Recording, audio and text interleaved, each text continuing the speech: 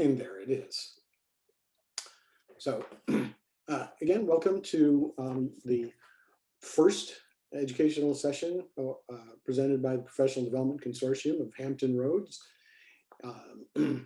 Today's session is a roundtable. Its purpose is to help build connections among leaders of membership associations. The nominal topic is program development. So if you are in the business of providing programming, so educational sessions of your own to your membership association or whatever community you're part of, this is built for you. That being said, there will be no shaping of the conversation really by myself. Roundtables are really about making connections among people who have a common interest here. But if you decide as a group that it's very important to talk about your favorite tree, that's absolutely fine. So so you guys will develop and manage the conversation today. We're scheduled to go to 1:30, so we won't go past that. If we cover whatever it is you guys decide you want to cover today, before that, then we'll enjoy the gift of time. So with that, it looks like just about everybody has made it over to the Lean Coffee Table site. This is where we'll be doing most of our work. I ask that it's probably a good idea if you can to give as much screen space as possible to that leancoffeetable.com website. I notice one person hasn't made it there yet, so go ahead and everybody, if you're not there yet, or if this sounds weird to you, go check the chat box in Zoom. Zoom, you won't need a lot of space for that. Mostly about the audio, but it's up to you how you arrange your space. If you're on a phone, I would recommend defaulting to the Lean Coffee Table website. So very quick overview for those who joined. I already pitched this a little bit to a couple of folks who showed up earliest. How this works is the first step is I'll ask everybody to take about 3 minutes, and in this Lean Coffee Table site, add up to 5 topics that you might be interested in talking about today. And so it's pretty straightforward. You see the add topics module, and you just type in there, and then you'll see it pop up, and a few people have already done that. So at the end of the 3 minutes, or whatever it takes to, until we run out of steam or whatever, I'll go ahead and with your help, we'll merge topics. If we've got a couple people who've got roughly the same thing or a logical grouping, we'll do like an affinity grouping, pull those together and think about them as a topic in its entirety. The next step after that affinity grouping will be to everybody will vote on the topics in terms of how important it is that we talk about it today. So everybody has 3 votes. You can vote as many times as you want, well, up to 3 times on a given topic, or you can spread it across over 1, 2, or 3 topics, your choice. Once the votes are in, the website here will take us to the next phase, where we'll see the one that got the most votes will be our lead-off topic. We'll go for 5 minutes on each topic. And at the end of 5 minutes, you will all have an opportunity to vote on whether or not we continue on that topic or we move along to the next one. So, bottom line is that you guys will actually build the agenda and you will manage its execution as we go through. And I'm just your congenial host who's got his hands on the timer. So with that, I'm going to go ahead. It's 12:10 by my clock here. So I'll ask you to start or continuing offering topics, and we'll be done in about 3 or 4 minutes. So I'll ask you to call a halt there. Please limit yourself to no more than 5 topics, just so we can manage it a little bit better. So ready, steady. Topic away.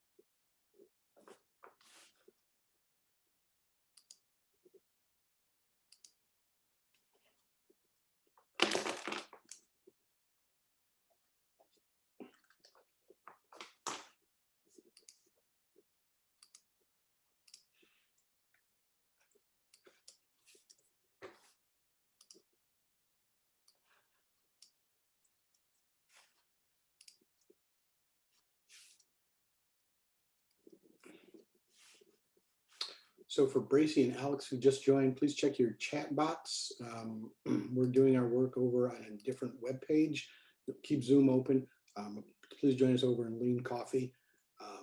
People are adding topics that we might talk about. So you got like about 1 minute to throw some in.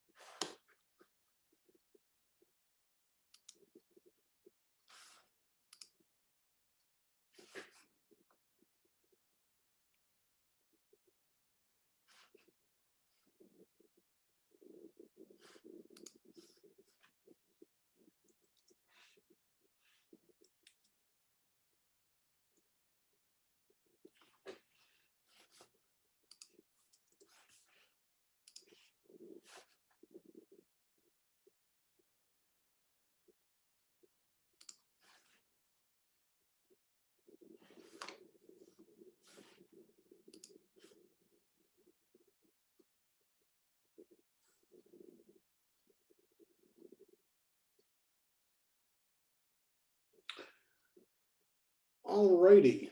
So there's our 3 or 4 minutes to get some topics in. If you didn't get yours in, you might have some time at the end to pitch what it is you want to talk about. If not, enjoy the conversation. But those of you who have made it into the Lean Coffee Table will still have the opportunity to vote on the topics. So our next step is, with the topics that have been submitted here, is to see if any should be merged. Are there ones that seem that they look like good for grouping? And to be honest, if you see something, particularly if you were the author and you say, here's one that sounds like mine, just go ahead and call it out. No formality here, just unmute yourself and say, hey, I think this plus that. So looking real quickly, Ben's got, if a member is sick, how do we recognize that in a meeting? And provide support.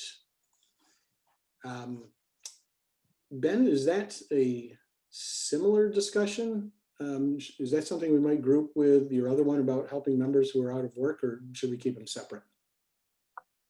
I think they're separate, but I guess we could group those. Yeah, Yeah, it's general support of members outside professional issues, more personal issues, could be out of work or sick. So let's group those. okay. So wish me luck. It's the first time I merge ones are always a little iffy.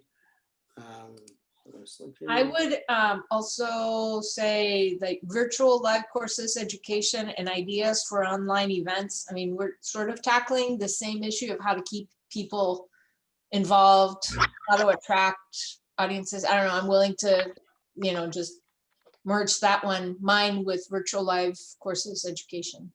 Okay, hold on to that. Let me make sure I get this one right. So Ben, so you guys should be able to see that I'm building a merge for this one. So, or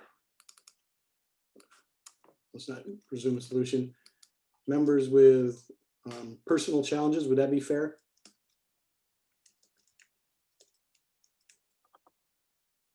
Ben, you cool with that as a title for grouping your two? Yes, that's good. Good title. All right, so that one and that one. So we'll go ahead and merge those. And so you see what I did here, it should be in the top left corner if you're on the Lean Coffee site. Now, I'm sorry, Olga, you say that again? Which two? Your virtual live courses and? Right, and then the one that I put on for online events. Okay.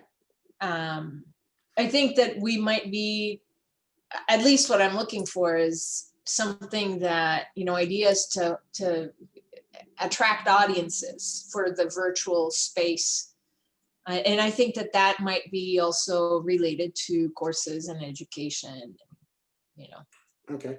Nealy and Heather, do you concur with blending that with Olga's ideas for online events? Sounds like a plan. All right. Sure. Okay, great. Thank you. Thank you. Olga, what's a good title to grab these three together? I wonder if we still say virtual live courses, education, and events. Just adding that, And just for clarity, are we talking about hybrid or events in general, regardless of where they are? I would say virtual still. I mean, and let me tell you what I'm coming from. We used to have, a dinner, an award dinner, and now those things are not possible. And so we are seeking to do this in the virtual space and seeking ideas to keep it, to attract audiences.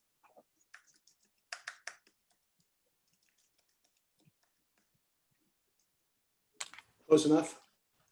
Virtual events, content, attract audiences. Doesn't have to be pretty. Okay, so. We know what I'm talking about. Oops, and I screwed up there. I'll try that again.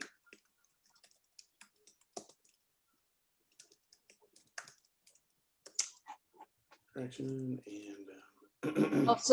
Okay, so number 11 is the merge. Nah, it's what I screwed up because I didn't actually merge anything into it. But I will in a second. Attraction,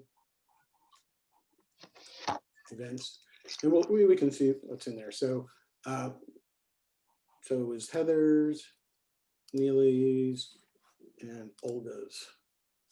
And I'll just merge it so I want to add it by mistake.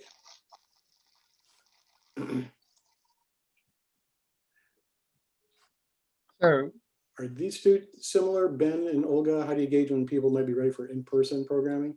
And, yes, I agree, merge those. okay.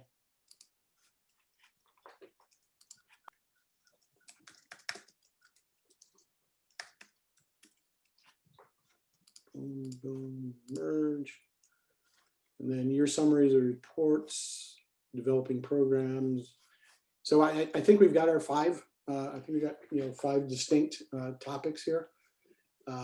So I'm going to go ahead, and so our next phase is, have our discussion about this. Once I press the start discussion button, you'll see these.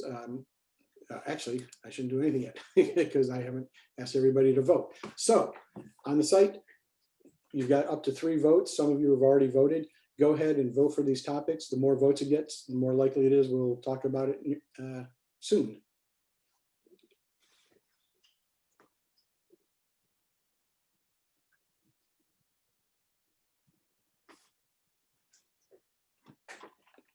And I will not vote.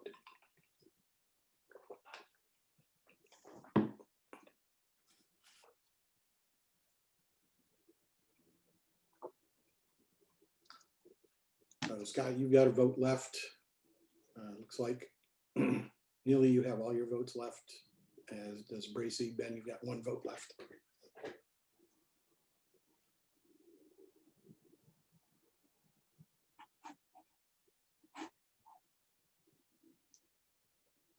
Mark, you can be a, like the VP at the Senate, and be a deciding vote in case of ties. At the risk of sounding political, I do not want to be the VP because it's a pretty dangerous position. We'll just leave it at that. But I appreciate the sentiment. I like master of ceremonies because like nobody cares about that dude. Truth, truth.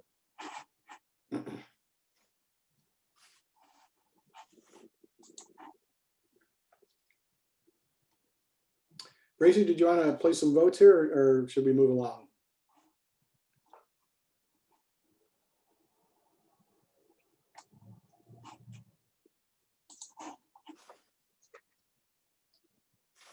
Okay. All right, so we'll go ahead and move along and go ahead and start the discussion. Like I said, we'll have 5 minutes to discuss. Anybody can jump right out there, or maybe I'll call on somebody if it's that terrible pause. And then after the end of 5 minutes, we'll all vote on whether or not we continue for another 3 minutes. And we might tweak those times as we move along. So let's ride. So most votes were the merge discussion. Here we go. About being ready for in person. And we'll open it up for 5 minutes. So we still just talk, right? Not necessarily, because like the instruction says post a comment, but we just. Right, yeah, for this size group, I think it's easier. We just, talk out loud, unmute yourself when you got something to add. And so it's free flowing conversation. I don't plan on doing any facilitation more than I absolutely have to, So since Olga, you started first, now you have to continue. You have to, post a question or not post, but, share a question, share some thoughts to get us rolling here. Yeah, I think I would at least start with saying that, you can have the extremes, right? There are people who are feeling comfortable now going and doing anything and traveling and all sorts of things. I mean, I have such friends. But then there are the others, and I tend to fall in that category of until Dr. Fauci is out going to restaurants, I'm not, and so I won't have any in-person stuff. But then you have to also consider all the nonprofit, I come from the nonprofit world, so the nonprofit organizations that are doing direct service. And some of that direct service cannot be done virtually, and how to navigate that. So events and education and anything in that regard has to fall somewhere. And so my question is, I know I wouldn't participate, and for my organization, we're doing everything virtual, but what turns the tide is what I would be looking at.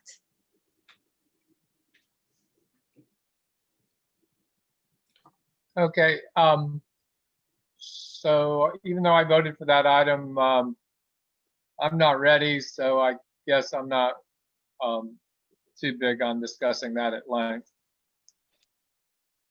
But it's something we want to happen, but it's not time yet.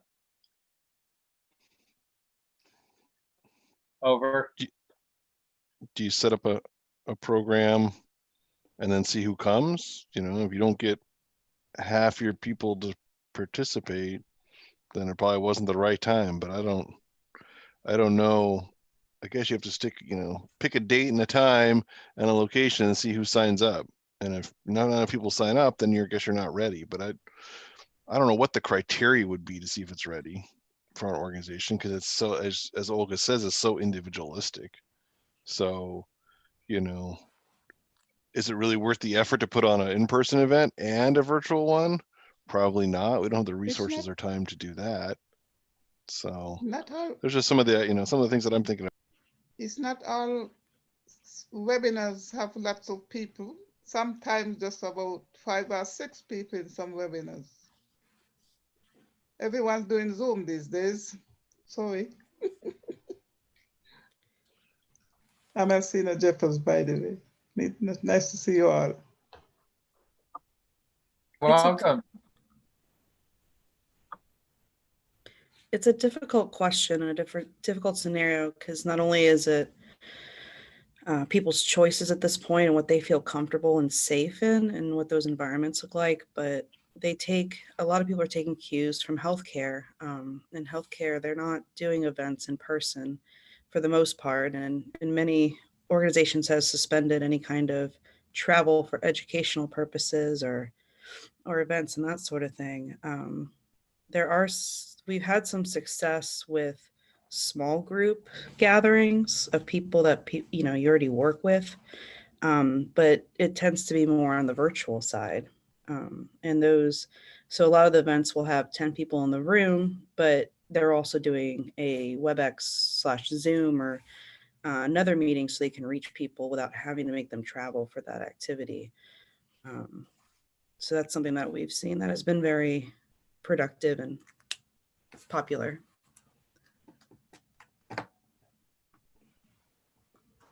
I've got a few thoughts I could share from the PDCHR perspective, but I'll wait to see if you guys want to continue talking, because we're just about run out of the clock here.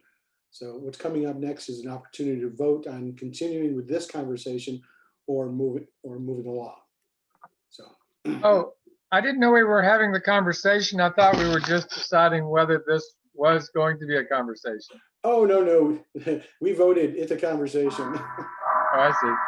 So everybody should just see a little pop-up saying, do you want to extend topic, no preference, or end topic? And once you all get a chance to vote on that, just click one of those 3 buttons. I'll go ahead and either move us along or reset the timer for another 3 minutes. And Ben, yes, that will be part of our ongoing conversation.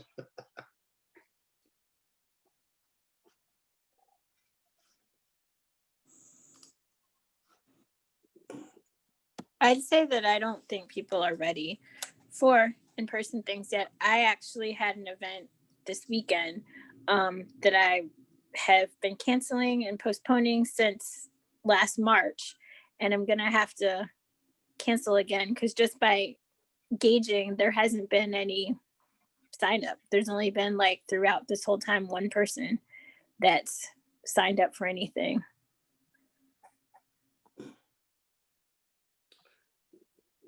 At the consortium, because as you know, we put on events all year long.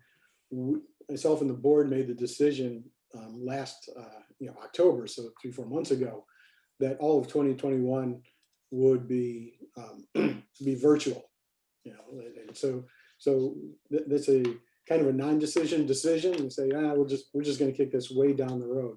That being said, in March, on the just looking at my calendar here, March 17th, 3rd Wednesday of the month, we're having a workshop. We're hosting a workshop, and our presenter will be talking about hybrid events. So if you are contemplating that, even though we may not know the criteria right now for bringing people live, that's one you might want to tune in for. So I'll be at the end of this. I'll be posting a link to our events page, and you'll see all that stuff in the email coming out Friday. So there's just, a couple of resources showing up on that. So. I was just going to say, I think when it comes to events, that if we're looking to put something on, that as people who are perhaps leading our organizations, that's our responsibility to be creative and come up with solutions instead of saying, okay, well, we can't do this, we can't do that. And if we did something, how can we do it in a safe way? Is it a drive-by kind of celebration where everybody gets to honk their horn and do something fun and keep it safe but keep it minimal? Or is it something that you can do it virtually if you set up a fun background behind you and have everybody hop on and continue your program as normal, or had people pre-record if you typically have a speaker pre-record a video or whatever that may be ahead of time to play it or to announce it?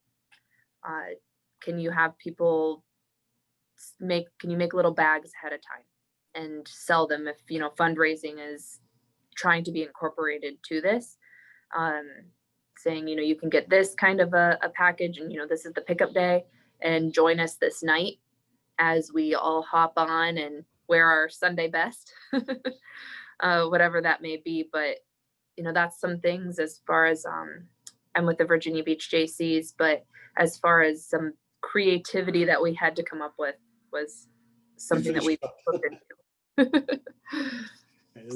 I'm sorry, the stopwatch here is a vicious master. So again, just like before, everybody gets a chance to vote on whether we continue talking about this, for another 3 minutes, or do we move on to the next one? You guys are in control. I always vote no preference, as does others.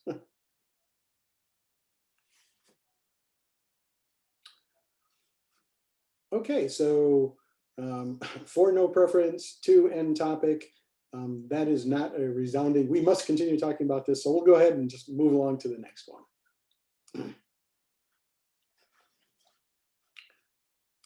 So discuss that.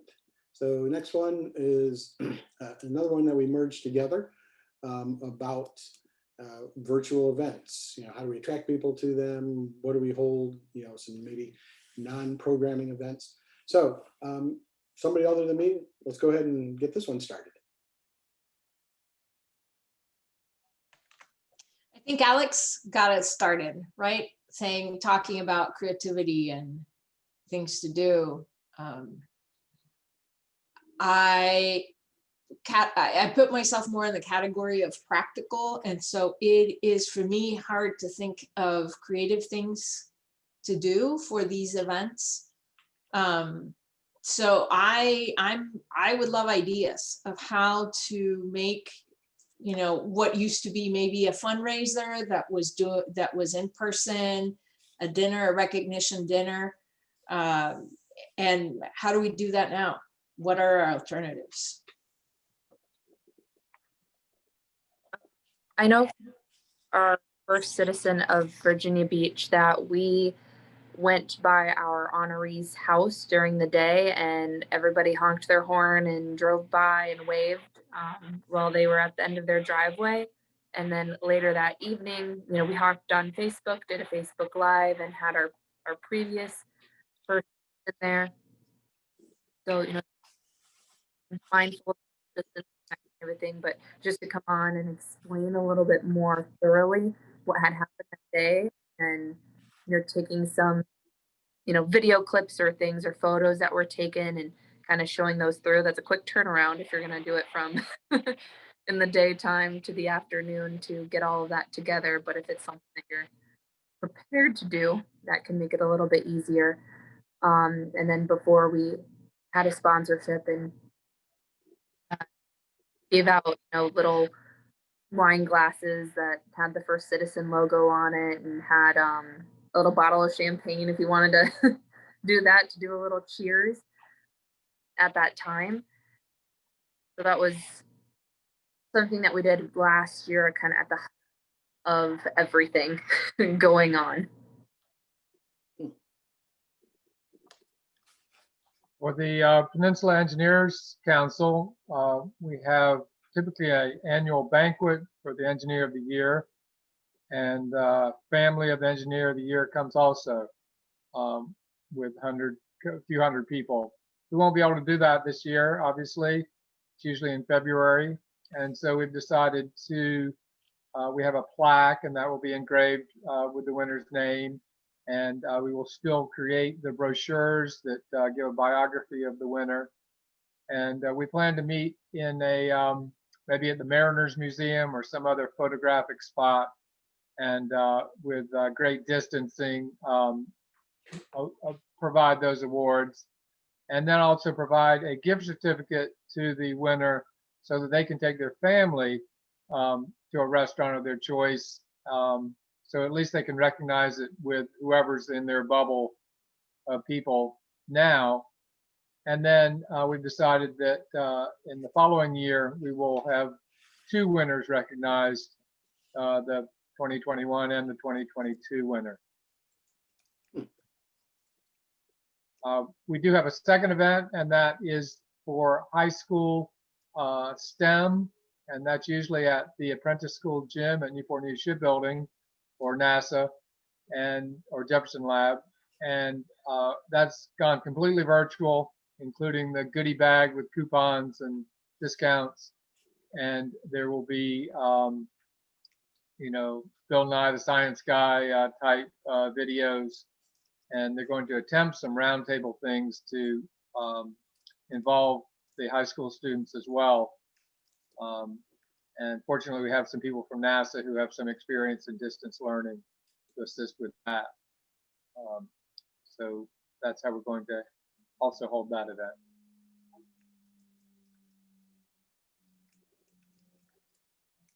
Very cool. I just throw out a couple of things that we've been exploring, not necessarily committed to, is hosting maybe a couple of our events in a virtual reality space, where you can get a little bit closer to like being there, because you have a certain degree of activity. I mean, your butt's still in a chair, but it seems like you're being active. That's one thing. Another thing that I've seen folks do are like silent auctions. So those lend themselves pretty well to being run online. So, all right, so clock ticked out on me. Once again, it's voting time. Do we continue on this conversation for another 3 minutes at this point, or not?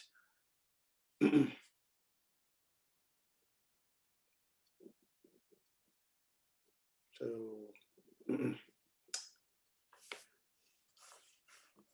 swear I wish we could get rid of the no preference. Make people commit, but that's not right. Well, since we have no preference, I'm going to drag you guys along with the extend topic. So I'm going to put 3 minutes back on the clock, and whoever's voted to extend this topic, one of you's got to start first. That's the way it is. Well, I feel like we should talk about, we talked about events, which is what I wanted and was my original post, but we didn't talk about what others had, where we merged. So education, trainings and things like that were part of that merge. If whoever wants to, if whoever posted that as a topic discussion, I think, Yeah, I don't think I can do this for everybody, but if you, I just don't know. But I think if you click on the stack, in that merge topic in the center, click on the stack in the bottom left corner, it'll expand and show all the other ones that we merged into it. Yeah, Which I just courses, education, yeah.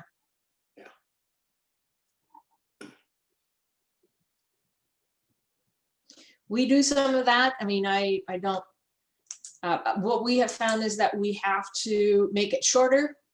The event has to, for trainings, we used to host 1.5 hours, 2 hours of training.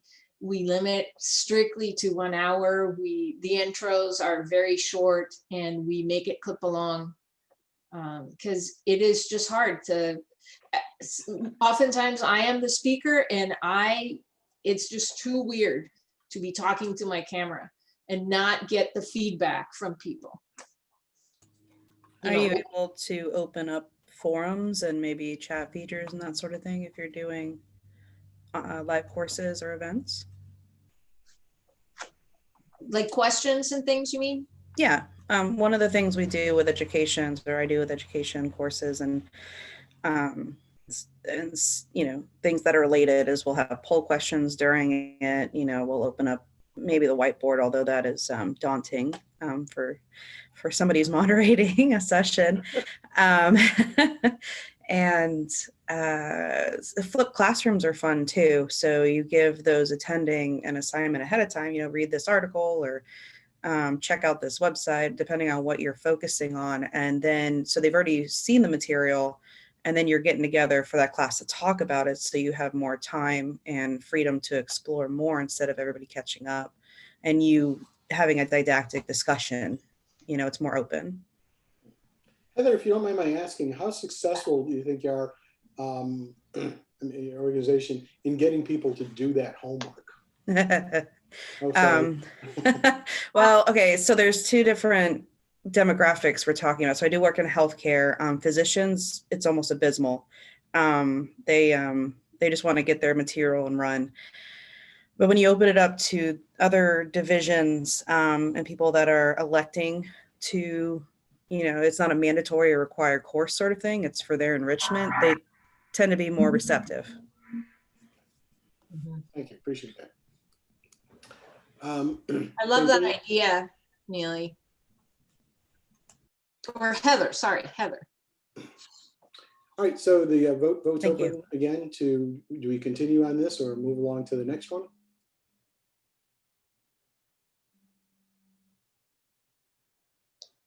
I think we should continue on this one. Okay.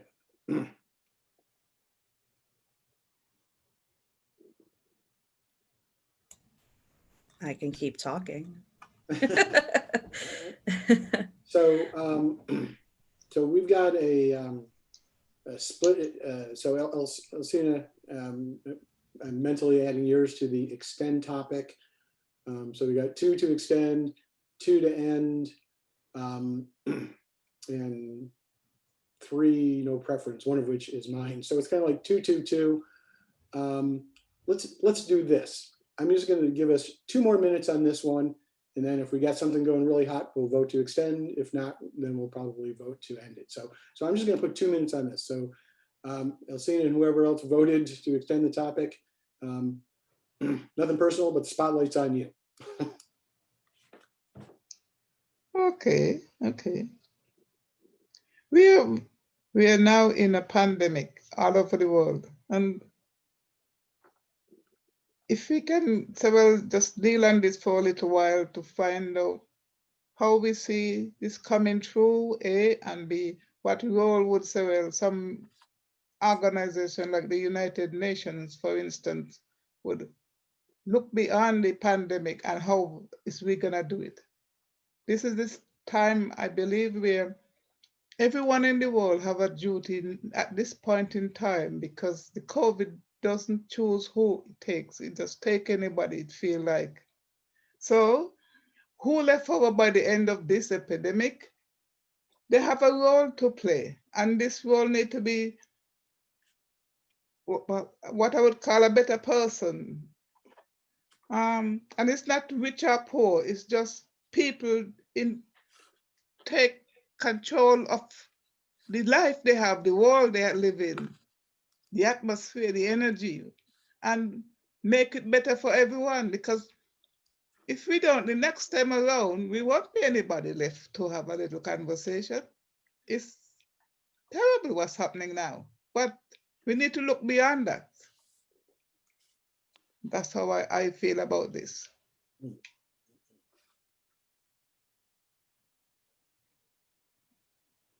Thanks, Alcina. Other thoughts? Yeah, that's a nice global view of things. Yes. Do we have, this might be a little bit off topic, but do we have any idea of how it's impacting the world? I only see numbers for the US. Well, some TV and some some TV and radio station have a running of this on a regular basis every hour. It's quite a number. It's quite a good number of people who have died over the years, and it's a bit like you don't know where or who is gonna happen to.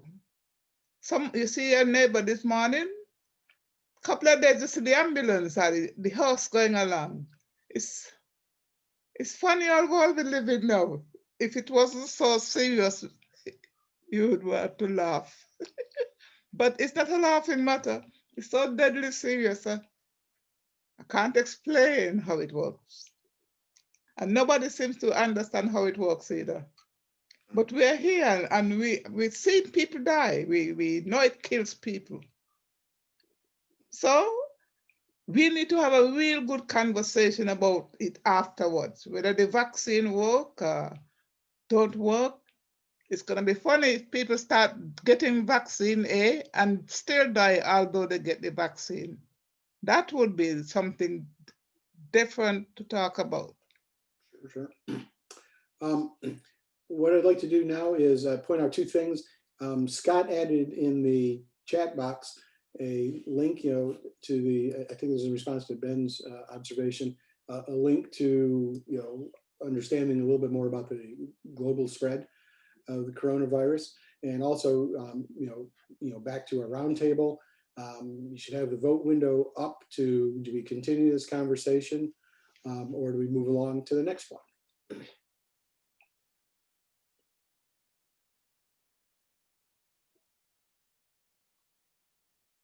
So it looked like the votes are in. Pretty strong saying we should go ahead and move along. Okay. Alrighty. So our next one is we grouped two of Ben's proposed topics here. How do we help members who are out of work, and if members are sick, COVID, etc.? How do we recognize a meeting and provide support? So overall members with personal challenges. Ben, did you want to get us started and open this up with a question or a little bit deeper?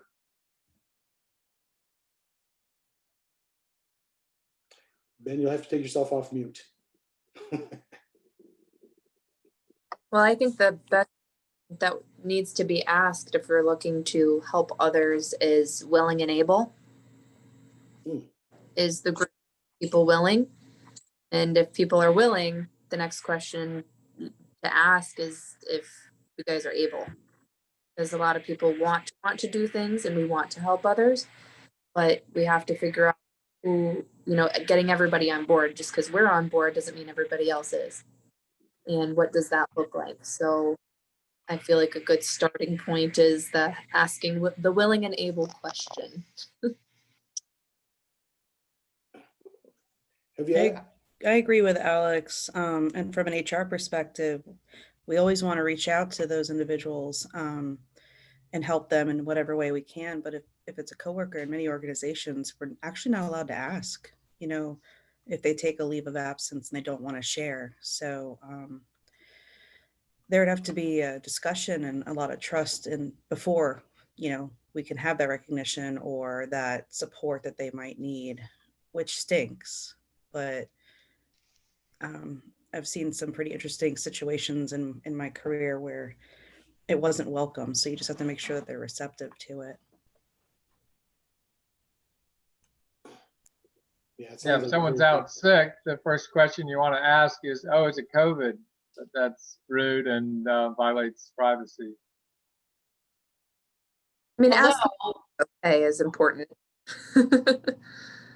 I'm sorry, Alex, what was the first part of that? I didn't quite hear. I said, well, I said asking someone if they're okay, is important, and it shows a level of empathy and reaching out to understand the person's situation. But I don't think it becomes a complication until you're starting to, and Heather can correct me on this if I'm wrong, as long as you're not promising to be able to do something, but gauging where someone is health-wise,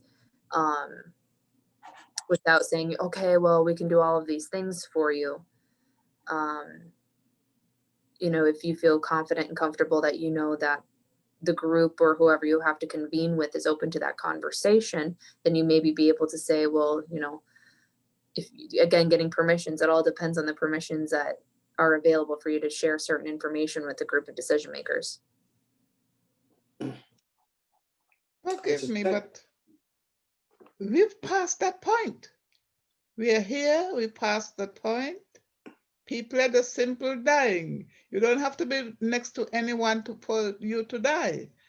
It's everywhere, it's nowhere. You don't have to go out of your house to catch COVID. It come into your door, it come to meet you. And it's not just going out and catching it outside. Inside of your own house, if your time come, it just come and get you. And it's a serious situation. That's why I feel we should really just talk about it as ordinary, because whatever attitude people had before, by the time this is over, the multitude of people would change their attitude. For some strange reason or other, they survive. They just survive the system and they're just grateful.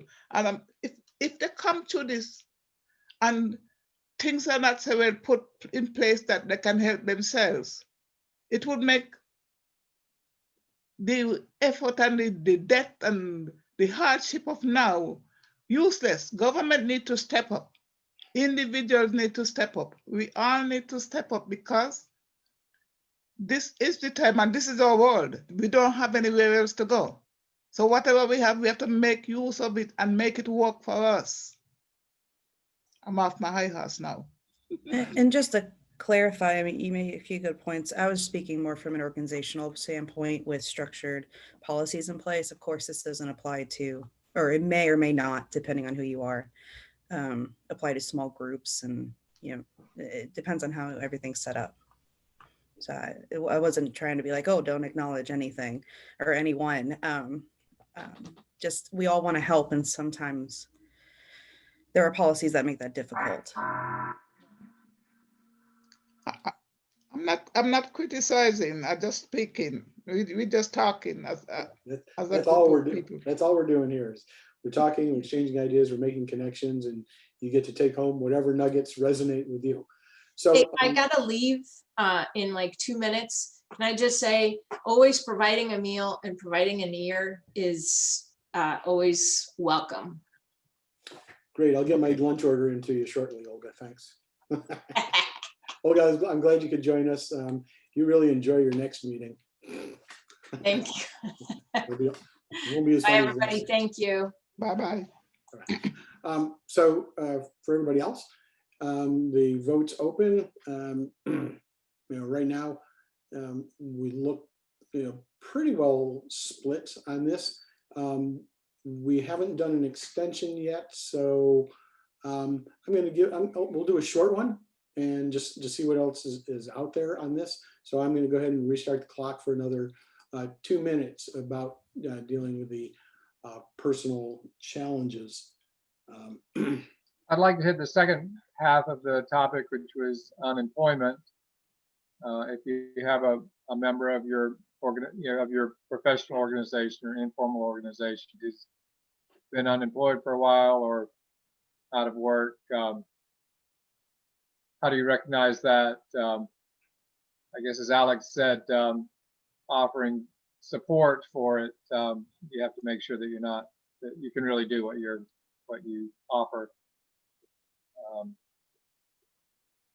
But some organizations, some PMP meetings I go to, there seem to be more people looking for work at those meetings than employed. And I've done the same thing. When I'm out of work, I go to more of those meetings. How do we help them? Either be an ear and listen, I guess, is the main thing, and help them network. So that's what I wanted to discuss. Well, if I could share a little bit, you know, I got to what I'm doing here by being a member of, you know, lots of membership associations, including the Project Management Institute, Hampton Roads, along the way. So some of the things that I've seen that address that is, and you see this at PMI, They've had in the past event sponsors, either for a regular session or a designated networking event, who are recruiters. So there's an opportunity to put some people who are in the hiring business right in the field. I've seen some organizations do a little more discreet, give you something, if you want, if you're looking, put this little star on your name tag or a dot or something like that. So it's a little less out there. And then, it's really, but then, to your point, seeing a lot of people, looking for stuff at PMI or other professional societies, that's actually a kind of tough environment for that type of networking because you're all looking for the same job. So that's why I think, bringing, really having a conversation, but introducing to somebody who's not in that crowd, except for a hiring sponsor, might be something to consider. How do you connect them with others outside of that group? So, all right, I overran the gong. Other thoughts about extending or moving on to our next topic? Assuming we have a next topic. Go ahead and put your votes in. Well, I think quite a lot of people gonna be unemployed because of lockdown. No one going to work. There's nothing to do. So I suppose eventually the government would have a issue on their hand eventually to look at how they're gonna support all these people. Are people gonna support themselves? Some people are okay supporting themselves.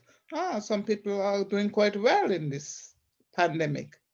And others don't know what to do, can't cope. We are sure it's gonna have a nice time eventually. Sure. All right, so the votes are in. They're leaning towards moving on to our next topic. So I will go ahead and finish this one. And move it over here. And so our next topic is what are your best practices for developing programs for your organization? So Scott, you put that in there. You want to go ahead and get us rolling a little bit on this conversation?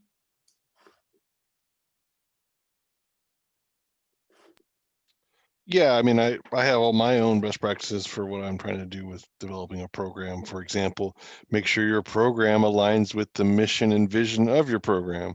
That's kind of like, sounds pretty obvious, but sometimes we get so disconnected about, the purpose of our program. It's just not a get together, it's to actually advance whatever your profession or beliefs of your organization are. And so far, the one I've picked up was the one about the flipped classrooms. I thought that was a good best practice for an education session that I've heard so far. But that was my goal, is like, this meeting will be successful if I get some ideas of how to improve our programs in a virtual sense. So that's kind of what I was looking for. And I've already gotten one, but again, opening up to, what is your best practice so that your virtual session is successful? Marketing. So Heather, just for clarification, which comes first in your world? Is it coming up with a set of programs, or is it the marketing? Oh, definitely not the marketing. Okay. You should always have your core objectives of what you're trying to educate on, or whatever the topic is, and it has to match the culture and the demographic that you're reaching. I'm not young, I'm in my 30s, but I like to push to some of the more seasoned coworkers I have. I'm like, you have to change your language. We have to get people engaged. And then when you start focusing on that, then you build the marketing around it, because by then you have a vision and you can come up with the marketing materials.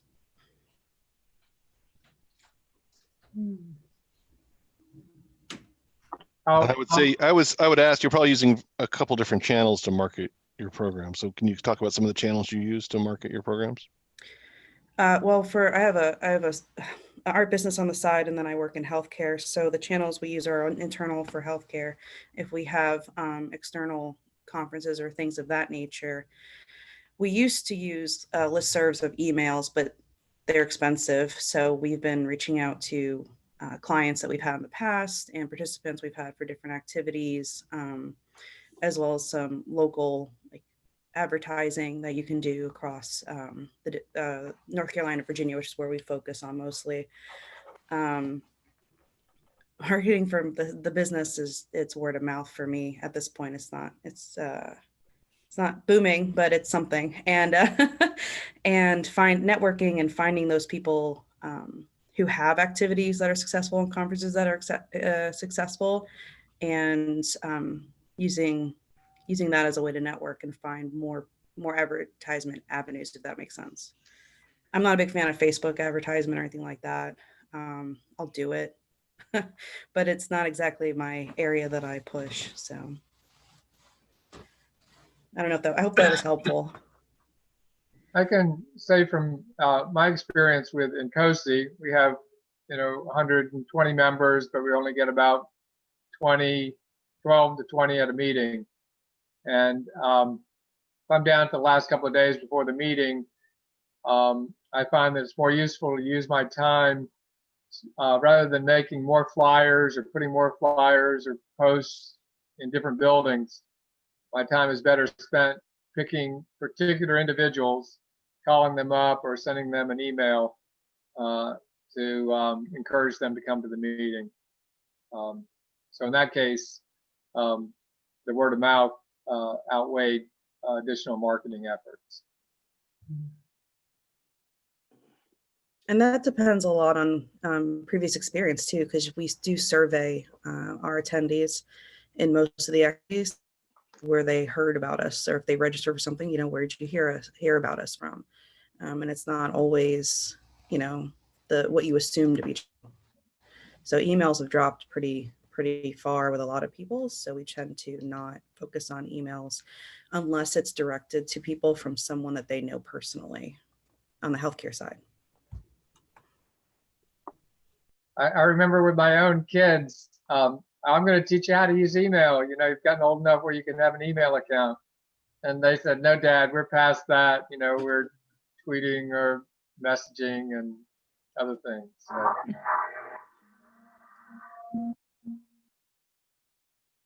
All right, it's time to vote. I do have a couple things, some observations from PDCHR. So I'm not trying to persuade you to vote to extend, and I won't do it arbitrarily, but I do have some things that might be useful. Just throw that out there. That's me not being a very good facilitator. I'm actually steering.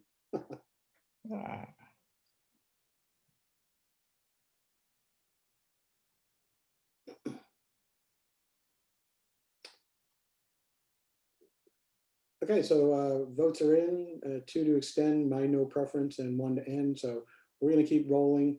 We'll go, I'll set this for about 3 minutes. And so what I'd like to share from a PDCHR perspective, not only what we do, but when I have an opportunity to talk to groups, some of the things I share that speak to programming is, first off, for most membership associations, programming is absolutely a key activity. If you don't have that, you may not have a true vehicle for delivering value to your membership, and we know where that leads. So that's the first idea on that.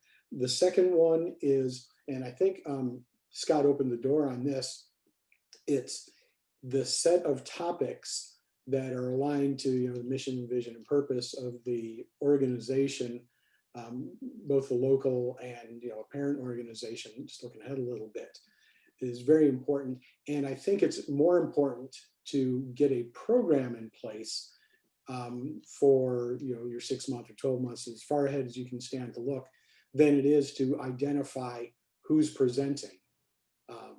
Obviously, the ones that are closer, it's more important to, it's important that you've got someone who can present, but don't let that get in the way of developing a cohesive program, as far out as you can stand. And then the other thing, just kind of speaking to the marketing conversation that popped up, is so PDCHR, we use and analyze the heck out of a bunch of channels. So we have so we use MailChimp We send out a notice to our mail list 3 weeks before and 2 days before the event, maybe one in between if holidays dictate. We post in Inside Business to get on their online calendar and their print calendar, and that covers a lot of stuff on the peninsula and south side. So Daily Press, for example, and Virginia Pilot and stuff, we'll carry our events. We do post events in Facebook. We don't pay for any advertising. We are posting events now in LinkedIn. Through MailChimp, we can also throw up some stuff through Twitter. So we do all of those. And, one of the things, I think it was Heather, you said, how do you track where it's coming from? So our heart for registration is Eventbrite, and that allows you to develop, basically you can use the affiliates program or tracking links. So it tags something on the end of the link that, you can analyze later and say, anybody who clicked on this link must have come from Facebook or came from this particular email. So it's a little more complex to set it up, but it provides you, here comes the gong, provides you the opportunity to you throw that stuff in a spreadsheet or some other analysis tools to understand where your most effective and most ineffective marketing channels might be. Doesn't say anything about the message, but it does say something about the channels. So just thought I'd share that. All right, so the vote window is back up. I realize I harvested most of the last couple minutes there. And it looks like there's, once again, take my vote out of the middle. And so we're 1-1. I'll go ahead and just open this one up for like 2 more minutes, and that'll leave us plenty of time if we wish to address the last topic, when it's time to do so afterwards. So 2 minutes. So whoever voted to extend, you don't have to, but I'd appreciate it if you say what's on your mind.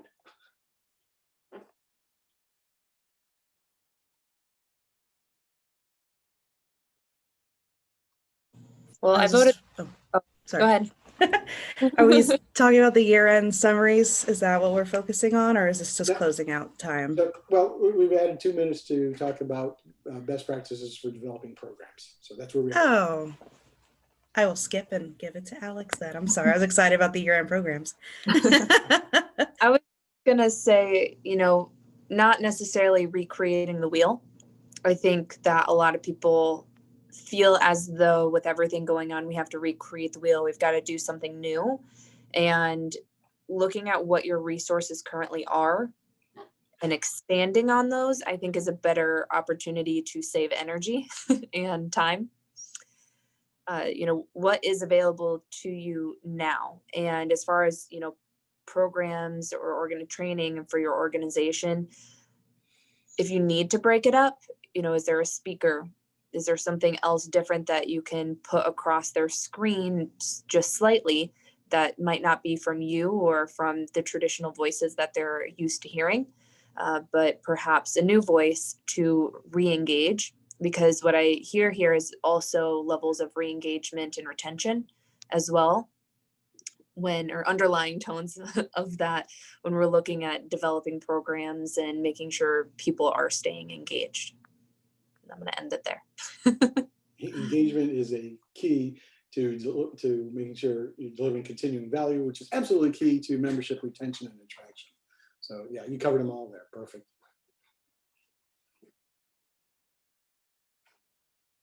Gong's about to ring. We'll have another opportunity to vote to extend or move on to our last topic. So control is in your hand. I just wanted to mention to Alex that when she rotates her camera, at least for me, it doesn't rotate. I don't know if you have to turn it off and back on to make that. No, I'm charging my phone right now, so I can't, so that doesn't balance that way. The tyranny of the plug.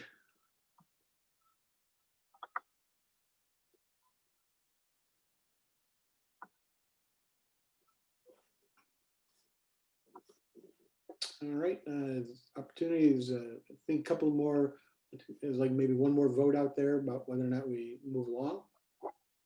All right, 3 no preference, 1 end topic. So I think we're gonna move along and close this one out. And we'll start the clock on year summaries and reports to Central Office of Parent Organization. Now, Ben, you put it in there, but I want to open this up with Heather because she was very excited about this. So Heather, go ahead and get us rolling. I have a metrics background, a quality background. So I like numbers, and my team is very chock full of numbers and all kinds of different things. But we do year-end summaries, and I really just want to do a shameless plug for if you're not already a graphic designer and you want to have things look nice that you're presenting to people. I use Canva. There's a free account, and you can get just as much out of it. But I didn't, as being somebody that does graphic designs on the side, I didn't realize that it made such a difference for the board and executives when those reports were produced, and they're not too difficult. They're really user friendly. That's all I want to say. And is it more backgrounds and presentations, or is it in helping you do different styles of graphs and data presentation? This would be more of a handout. Like usually I make about an 8-page report usually, because that's what they're looking for. But it looks nice. It's easily presented. You can theme it and have color schemes and all of that. And it really took the reports that we normally do that are relatively boring. It took it kind of to the next level without having to outsource a print or designer. Not saying that that's not great work. Or that's not or it's comparable, but it definitely took it to the next level. Canva, C-A-N-V-A. Yeah, like Canvas without the S. I love Canva. Canva's amazing. Is that something you can use on your corporate intranet or not? Because like I just tried to access it through my thing and it said blocked. So I'm just like, do you use it? That's surprising. Well, it depends on your IT. We had to get it whitelisted on our side. Right. I mean, Yeah, I also use yeah. So I'm working on a annual report for my learning organization at Truist Bank, and fortunately they sent out like, this is what Truist has done in the last year. I'm like, we're just going to copy that one now. And of course I asked, can I get the template of that? It's like, oh no, we sent it out to a design house. I'm like, no wonder it looks so good. But we were able to reverse engineer it in Word to make it look the same. Oh no, Word. So, well, yeah, Word's not the best. Like the font they used, I had to copy from the PDF to put into the font thing. And I'm like, well, this may or may not work. We're going to probably send it out as a PDF eventually. But, that was, again, it was cool looking because that sample was a scrolling 1-page PDF instead of the page things, which is always a hassle. So it's interesting. I think the key question that I was challenged with as we're working on this draft is, what data do you want to share a year from now, and how are you going to collect that data? Because that's always the thing that's missing. You're like, gosh, this annual report shows all the stuff we did, but it doesn't really show, I wish we collected data on something else. So that's my challenge question to myself is, I have a whole year and I can collect different data. How am I going to go about collecting different data to tell the story better? That is the most difficult part, is how to get the data and anticipate what will be valuable to your executives a year from now, because this is our first annual report, and so we have some good things that sound really good, but again, I tried to steal all the great words from that previous big huge corporate annual report. I'm going to use all their words. So that's another best practice if you're creating an annual report is copy great words from other annual report organizations, because then not real. So one suggestion on that, particularly Scott's question. So for membership associations, or really any other organizations, part of the answer to that question, what data should I be collecting, should be indicated either by a strategic plan that you already have, should have, or perhaps your purpose statement, something, or vision statement, something that's already been approved, the organization is working towards. That might provide some insight in saying, so a year from now, my annual report should be able to report progress on our strategic plan or whatever. And that should lead you to, here's the quantitative or qualitative stuff I might consider collecting. And the other thing he said, waiting for the gong. I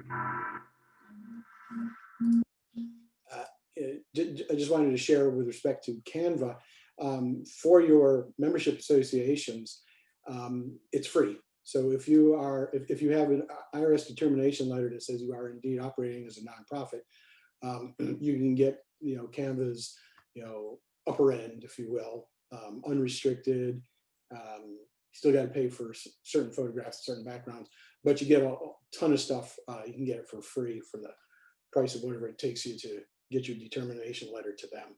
So, all right. So votes are already coming in on whether or not we should extend. My no preference is there. Majority is already in for extend, so I'm going to give us another 3 minutes on this one for the year summaries and reports. So I'd like to continue for membership organizations. We have a format for a report that we send to the central office, the parent organization. So that determines the data we collect.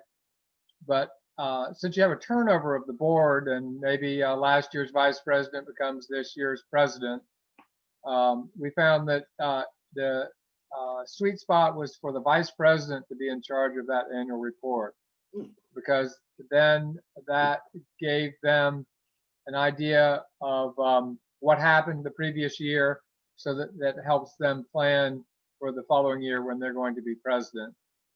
And that also avoids the situation where the president has never seen the report before. The year comes to an end and they're surprised at how much work is needed to do that report and how much should have been uploaded during the course of the year rather than, at the last moment. So when you have a rotating board, we found the vice president should be responsible for that and involve other people. What kind of data do you collect for that report, Ben, if you can share? I mean, just for a high level. Yeah, they have a point system, and depending on the number of points you get to be a bronze, silver, or gold chapter.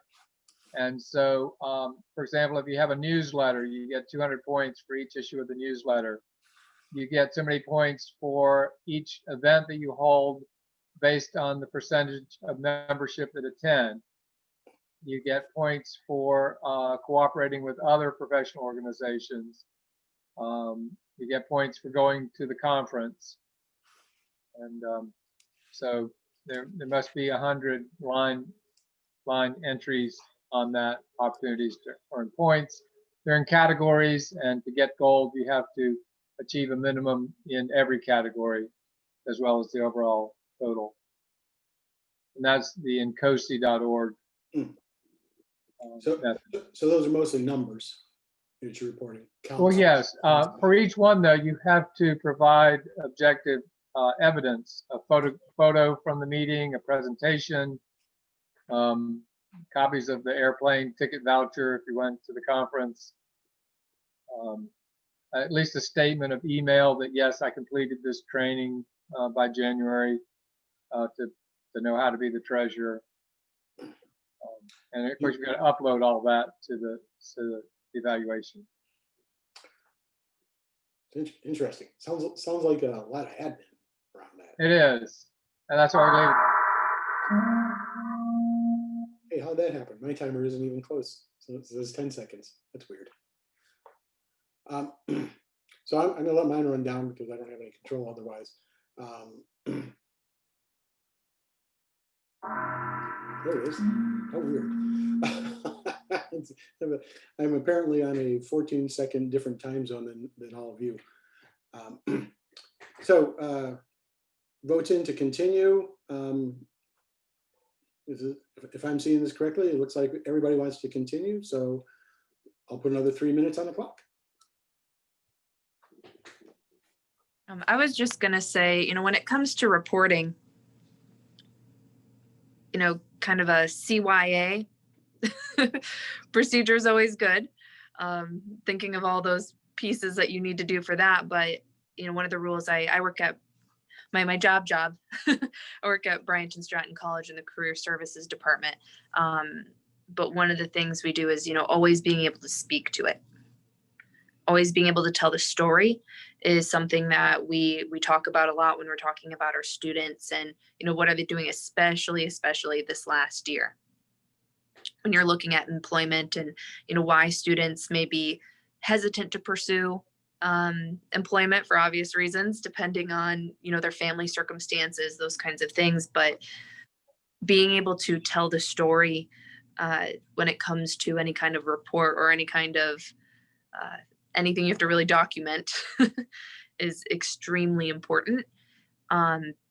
It's something that can help somebody else see what's going on. And from more of a nonprofit perspective, one of the things that we do in our organization, Ben, I know you mentioned switching board members. We do knowledge transfer documents. So it sounded like you guys do something a little similar. But that knowledge transfer document that outlines, okay, who needs to know what, if you're going to step into this role, these are the people you need to know, this the information you need to have in order to be successful.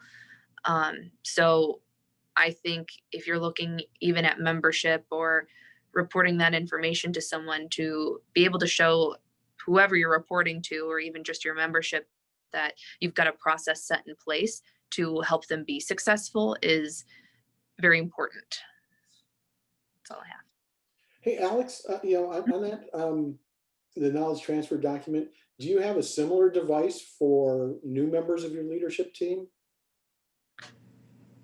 Yeah, so so you do it year over year, and anybody who steps into a position of leadership, whoever previously did that, so same with any events that we do, like a program management guide, right? So this allows anybody just because you're a board member doesn't mean you have to lead every event that we do.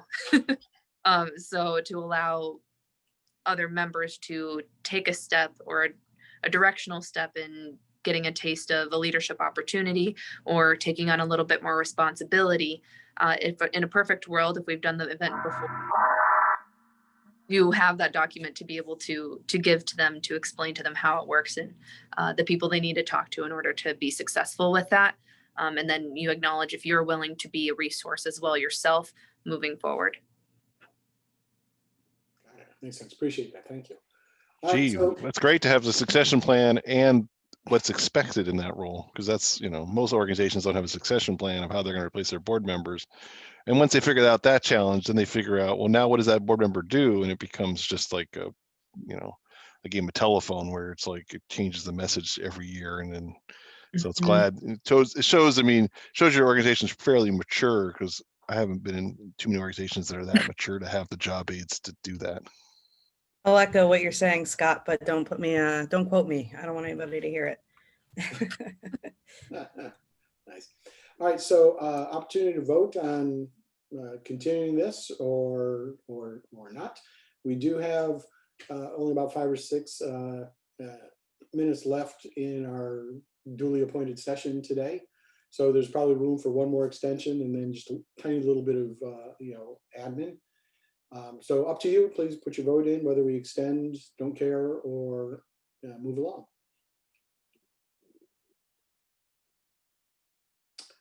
All right, well, somebody's got something interesting they want to say, so I'm just going to give us a real fast one, 2 minutes, and then I'm just going to arbitrarily say that's the last we'll have on this discussion. So 2 minutes on the clock.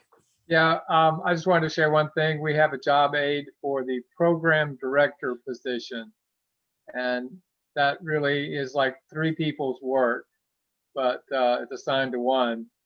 And so in a volunteer organization, you have to be careful when you present that to the potential person who's going to be taking on that role, or you'll scare them away. And so I have presented it to them and said, this is the whole job. Tell me which of these pieces you feel that you can commit to. And the ones that you don't, we'll find someone else, or we won't do that this year or something. So I don't know if there's any better way to present that and not scare away your volunteers. Well, I would hope that if where that's being presented, that they've expressed a level of interest. So they should already have a level of buy-in. Now, if somebody was not transparent in all of the things that we're going to need to have to happen, and it was underplayed, then that might be where, going back to that expectation piece, I think that Heather brought up of, what are the expectations? Because if somebody has a certain expectation that, oh, this isn't going to be that bad, there's not going to be that much stuff, and then you present them a ton of things, there's a disconnect there in what was communicated to them from whoever may have communicated it.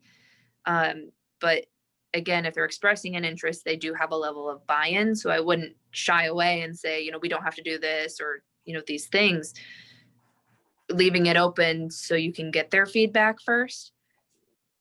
Because again, it kind of comes back to willing and able. Is if they can't get these certain pieces done, can you make it able so they can be managed? Okay. Yeah, that would be my suggestion. All right. Thank you, Alex. Hey, Ben, real quick, would you, we're going to finish this topic, so it really doesn't matter what you guys wrote.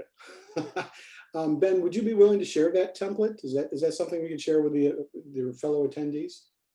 Oh, I cannot share the reporting template spreadsheet with all the points and such. But I'm sorry, the program development. The program manager, yeah, that's I can share that. Okay, that's great. If you could just email that to me or a link to it, I'll share it out on Friday's email. Okay. Now, of course, some of it is unique to our organization, but a lot of it's generic for any program director. Right. Maybe an opportunity to pick and choose from that. All right. Well, so we are just really close to the end of our allotted time, and I want to first off thank all of you for attended, and those who attended but had to leave early. So in absentia, I thank them as well. I hope you had an opportunity to pick up a nugget or two, and follow up with others. If you heard something interesting here, if you've captured in chat, other people's emails or follow up on LinkedIn, that's great. If not, send me an email, say who do you want to connect with, and I'll contact them and see that they're cool to make that introduction on your behalf. Finally, the last thing is I say the last thing, who knows? I put in the chat box a link to our event listing. As I mentioned before, everything we do is on Eventbrite. So everything we've got for the year, so far, something like 16 things, is posted there. Most of them are free, including the one next month where Scott Weersing is presenting on how do we actually learn from the members what's working and what isn't working for them. So how do we develop a feedback mechanism, and more significantly, how do we analyze that? And so that's Scott put the link in there in Eventbrite. So go ahead and click away on that if you will. And if you sign up now, that's great. Friday's email will actually include the link to Scott's. We do our next few events in there. That is on, I'm looking at my calendar. So that's February 10th. We'll be doing that. Same time. So it's a Wednesday. We'll start at 11:45. So it'll be, we won't be using the Lean Coffee Table tool. It'll be just a simple Zoom meeting there. So that's what I had. Any last questions or thoughts? Oh, somebody already signed up. Look at that. I think you gotta love it. Thanks, Heather. I just outed you. You made it true. It sounded good. I'll be calling on you, Heather, because it sounds like you're already doing a lot of things. So yeah, I'll it's be a asking you to double-edged share. sword. Oh, That's no, why- no. Give me some prep or at least some topics so I can have some numbers. Or no, the only thing I want to say is this is my first meeting. I think I've gone back and forth with Mark a few times. Am I allowed to be part of this? Is this something that would be helpful since I'm part of even though it's a nonprofit, it is a hospital. So it's kind of big. And then I've got the side business. So I'm happy I attended and got to meet everybody. You all seem like you have things going on, and it's a great way to Yeah, network.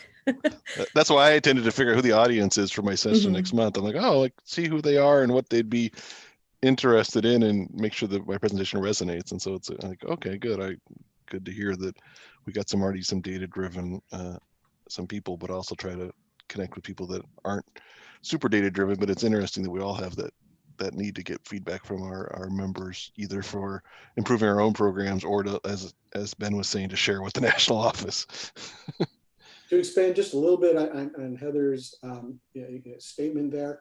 So while the consortium is focused on the volunteer leaders of membership associations, we are open to everybody. There's no filter for who's allowed in or allowed out, as long as they're reasonably well behaved, and then we fix that in a moment.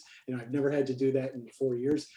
Yeah, feel free to share with your friends. Our fundamental goal for the consortium is to help elevate our community. We do that by elevating membership associations. But if you're not a membership association and you're a consultant or what, it doesn't really matter, stuck squarely in corporate America and that's it. If you walk away with a nugget and you can use it to help those around you, then my job is satisfied for that. So yeah, Heather, come back, bring your friends. All right, I appreciate it. Thank you so much. Right. Yeah, especially since I'm working from home, I really have enjoyed the interaction with everybody. Yeah, love having you here. Next quarter will be, so this quarter through March, we'll continue to meet at noon. The following quarter, all our meetings are going to be at 6 p.m. Just kind of mix it up and see what that does in terms of, attracting an audience. Yeah, that's a bigger question. What time should these meetings be at? Noon or evening or whatever? That's another thing. The right answer, Scott, is there is no right answer. Just do it and see who shows up, and then carry the one and do the rest of your math. So, yeah. All right. So with that, thank you. If nothing else, I'll go ahead and close this out. Like I said, Friday, you'll get transcript of the chat. You'll get access to the Zoom. You'll get a little summary document from the Lean Coffee Table. And Ben, if I can get that program manager template from you, I'll throw that in with the resources as well. So subject to that, hope everybody has a delightful and safe day. Thank you very much. Thank you very much. Bye-bye. Take care, everybody. Take care. Be healthy. Bye-bye.